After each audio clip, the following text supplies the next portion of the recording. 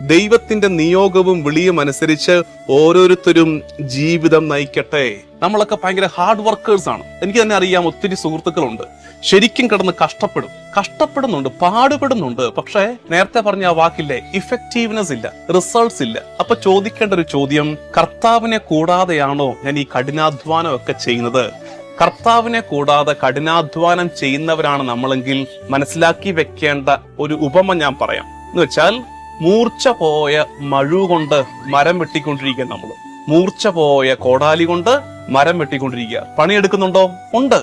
വിയർപ്പൊഴുക്കുന്നുണ്ടോ? ഉണ്ട്. എന്തൊരു പാടുപെടലാണ് ഈ കിടന്ന് കഷ്ടപ്പെട്ടുകൊണ്ടിരിക്കുന്നത്. എന്നിട്ട് ഫലം വല്ലതുകൊണ്ടോ? ഇല്ല. ജീവിതത്തിന്റെ പല മേഖലകളിൽ, കുടുംബവുമായിട്ട് ബന്ധപ്പെട്ട്, തൊഴിലുമായിട്ട് ബന്ധപ്പെട്ട്, കരിയർ ഗ്രോത്തുമായിട്ടൊക്കെ ബന്ധപ്പെട്ട് ഒത്തിരി എഫേർട്സ് എടുക്കുന്നുണ്ടായിരിക്കും. പക്ഷെ റിസൾട്ട് കാണുന്നില്ലെങ്കിൽ ചോദിക്കേണ്ട ചോദ്യം, എന്റെ മഴുവിന്റെ മൂർച്ച നഷ്ടപ്പെട്ടോ?